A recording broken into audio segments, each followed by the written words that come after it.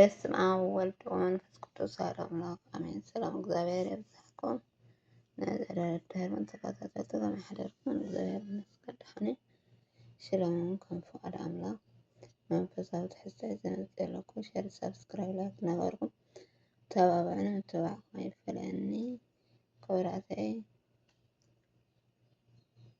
በስመ ስላሴ አርባዕተ ወንጌላት ዝተፅሓፈሉ ዘበን ቁጥር 1 ወንጌለ ማቴዎስ ድሕሪ ዕርገት ጎይታ ኣብ መበል 8ይ ዓመት ቀለውዴዎስ ካብ ዝነገሰ ኣብ 1ይ ዓመት እዩ።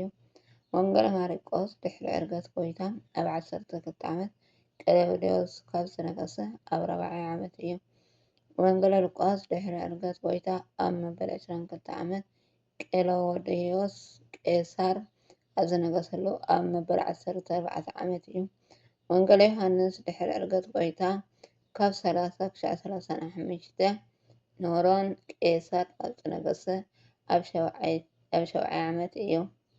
ዝተፅሓፈሉ ቋንቋን ልሳንን ማቴዎስ ብዕብራይስጥ፣ ወንጌለ ማርቆስ ብሮምስጥ፣ ወንጌለ ሉቃስን ዮሃንስን ብየኖን ማለት ብጽርሐ ቋንቋ ግሪክ ወንጌላት ዝተጻሕፈሉ ሃገራት ወንጌለ ማቴዎስ ኣብ ሃገረ ፍልስጤማውያን፣ ወንጌለ ማርቆስ ኣብ ሃገረ ግብፂ፣ ወንጌለ ሉቃስ ኣብ ሃገረ መቄዶንያ፣ ወንጌለ ዮሃንስ ኣብ ሃገረ ኤፌሶን። ወንጌል ዝጸሓፉ ክልተ ካብ ሐዋርያት ወንጌለ ማቴዎስን ዮሃንስን ኮይኖም ካብ ኤርዳእቲ ድማ ሉቃስን ማርቆስን እዮም። ወንጌለ ሃሳስ ዝተፅሓፈ ሓደ እማእከለ ካብ 4 ወንጌላት ሓደ እንተፅሓፉ ማእከለ 4 ወንጌላት ሓደ ኮይኑ ተፅሒፉ ንውሉድ ወለዶ ኣይ ማእከለን ዶ ነይሩ። እዚ ብቦታው ዘበን ብቋንቋ ኣይተረኸበን።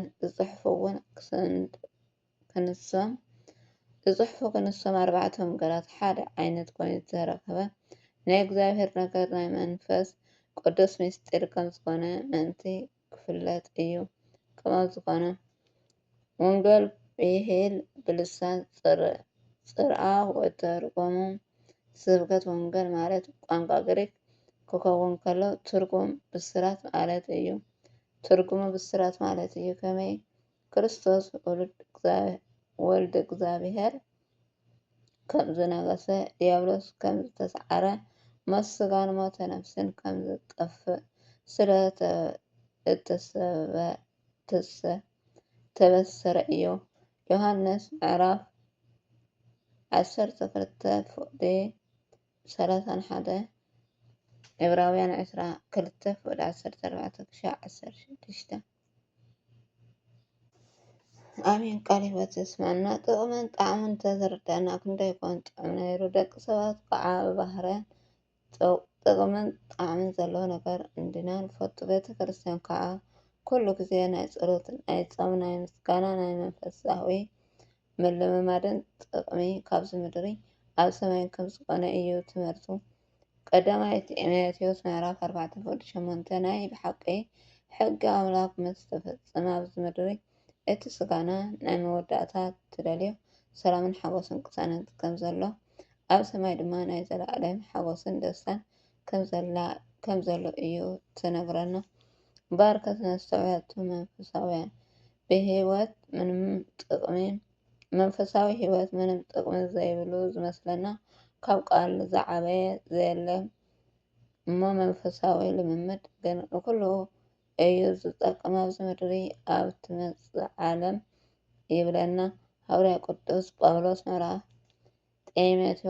ቀዳማይ ጢሞቴዎስ ምዕራፍ 4:8 ኣብ ጸሎት ጾም ዘሎ ጥቕሚ ትፈልጥ። እቲ ኣብ ጸሎት ጾም ዘሎ ሰብ እዩ እቲ ኣብ ቤተ ኣምላኽ ዘሎ ሰላም ዝፈልጥ። እቲ ናብ ቤተ ኣምላኽ ዝመላለስ ሰብ እዩ ምስ ኣምላኽ ምንባር ሰላም ኣምላኽ ሓጎስን ኣለዎ።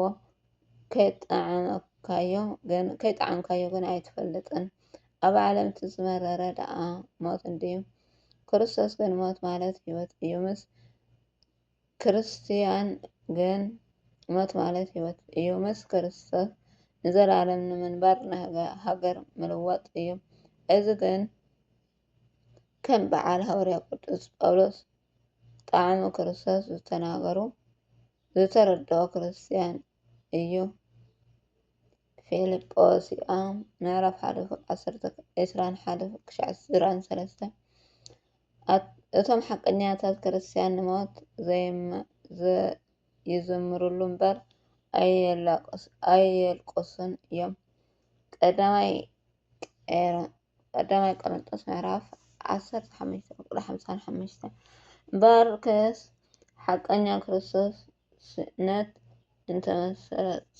ተመሰሉ ልዕሊቶም ርኩባት እና ዝብሉ ኣብ ውሽጦም ብክርስቶስ ሰላም ኣለዎም። ብደጊኦም ዝማህመኑ እንተመሰሉ ኣብ ውሽጦም ኣብ ፅፅባሕ እዮም ዝሕድሱ።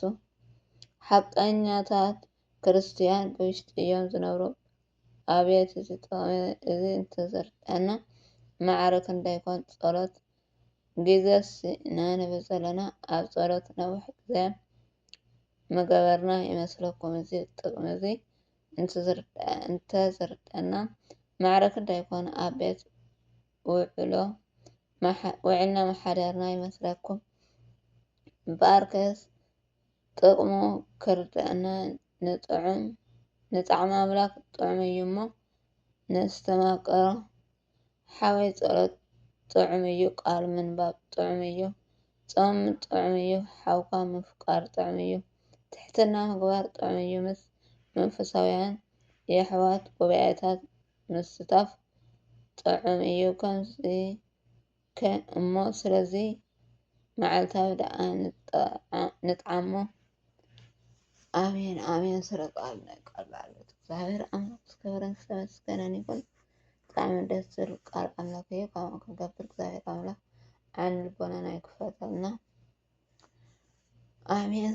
ወስብሐት ለእግዚአብሔር ወለወላዲቱ ድንግል ለመስቀሉ ክቡር ኣሜን። ደስ በሃልና ዘመርና ደስ ብናበይት ነበር ክቡራት ኣሕዋተይ ንበረኸት ክዝምር እያ እውን በስመ ስላሴ በስመ አብ ወወልድ ወመንፈስ ቅዱስ አሐዱ አምላክ አሜን።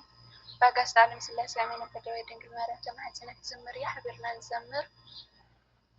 ንዒ መረቐኒ ድንግል ምስ ጐይታ ኣደ ኣማኑኤል ስፈኒ ኣብ ልበይ ብጸጋ ክደምቕ ገጸይ ብፍሽኽታ ንዒ መረቐኒ ድንግል ምስ ጐይታ ኣደ ኣማኑኤል ስፈኒ ኣብ ልበይ ብጸጋ ክደምቕ ገጸይ ብፍሽኽታ ሽልከይብል ሓጐስ ናይ ዛላሰይ ክባርክ ሽሻይ ውሽጢ ቤተይ ብፅሕኒ ድንግል ክበብኒ ክጥዕም ናይ ህይወተይ ወይኒ ክጥዕም ናይ ህይወተይ ወይኒ ንዒ መረቐኒ ድንግል ምስ ጐይታ ኣደ ኣማኑኤል ስፈኒ ኣብ ልበይ ብጸጋ ክደምቕ ገጸይ ብፍሽኽታ ናፍቖት ናትኺ ዝጸንዖ